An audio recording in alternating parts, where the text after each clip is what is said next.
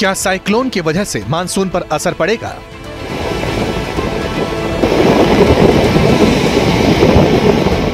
क्या बिपरजॉय देश के मानसून की रफ्तार धीमी कर देगा?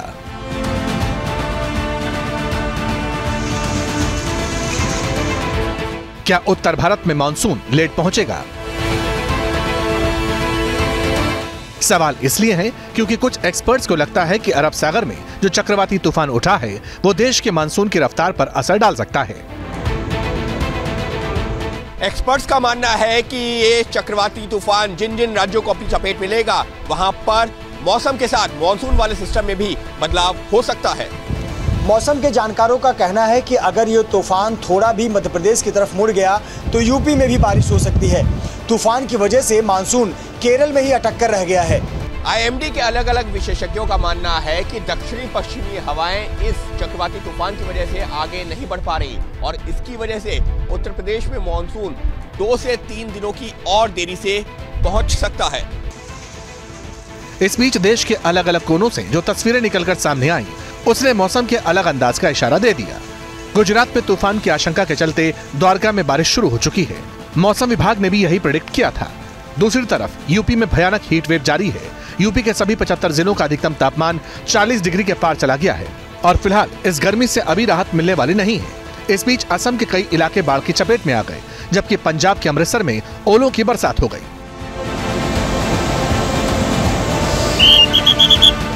अब जहां तक असम का सवाल है तो बीते कुछ दिनों से हो रही बारिश राज्य के लिए मुसीबत बन चुकी है।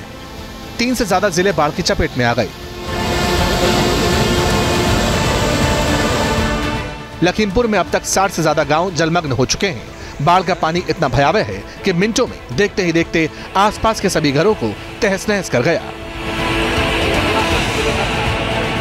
हालांकि इससे इतर चंडीगढ़ के मौसम विभाग का कहना है कि साइक्लोन के चलते राजस्थान हरियाणा में आने वाले दिनों में बारिश की आशंका है कि जो फोरकास्ट आईएमडी की तरफ से इशू हुई है उसमें नॉर्थ अपना जो गुजरात का एरिया और साउथ राजस्थान में 16 और 17 तारीख तक जो है वो इसको इफेक्ट कर सकता है। आने वाले जो दिन होंगे इसमें बारिश तो है, मतलब अपने पंजाब में भी है, चंडीगढ़ में भी रहेगी, हरियाणा में भी रहेगी, लेकिन जो इसका इफेक्ट है वो साउथ हरियाणा में पड़ सकता है। ये जो इसका इफेक्ट है 17, 18, 19 तारीख के आसपास जो है वो देखने को मिलेगा, लेकिन तब तक इसकी जो स्पीड है वो बहुत ही कम हो जाएगी। जो साउथ हरियाणा होगा इसमें तेज हवा चल सकती है, या तेज हैवी बारिश होने की भी जो प्रोबेबिलिटी 18, 19 तारीख के आसपास जो है वो बन सकती है। मौसम विभाग के एक्सपर्ट्स अपने अपने जोन के हिसाब से चक्रवाती तूफान को लेकर अलर्ट जारी कर रहे हैं और ये भी सही है कि इन्हीं प्रेडिक्शंस के आधार पर साइक्लोन को लेकर दूसरे राज्य तैयारी कर रहे हैं। मुंबई में हाई टाइड के चलते बीच पर लोगों की गैदरिंग पर रोक है। मुंबई का gateway of India, Juhu Chowpatty, Girgaon Chowpatty, Shivaji park हो गया या फिर बैंड्रा बैंडस्टैंड हो गया, यहाँ पर लोगों को कहा गया है कि आप समुद्र के किनारे ना जाएं क्योंकि तेज लहरें हैं। वो लहरों की चपेट में कोई भी आ सकता है जिससे जान माल का नुकसान भी हो सकता है। इन तमाम बातों को ध्यान में रखते हुए जो अथॉरिटीज हैं वो समय समय पर समुद्री किनारों पर पेट्रोलिंग भी कर रही हैं ताकि अगर कोई शख्स वहां पर दिखाई देता है तो उसे वहां से हटाया जा सके। आसपास के जो जिले हैं समुद्री किनारों पर वहां पर अथॉरिटीज ने अलर्ट जारी किया है। लेकिन सवाल रेनफॉल का है, मानसून की रफ्तार का है। हालांकि मानसून को लेकर पहले भी कोई एक राय बनती नहीं दिखी थी।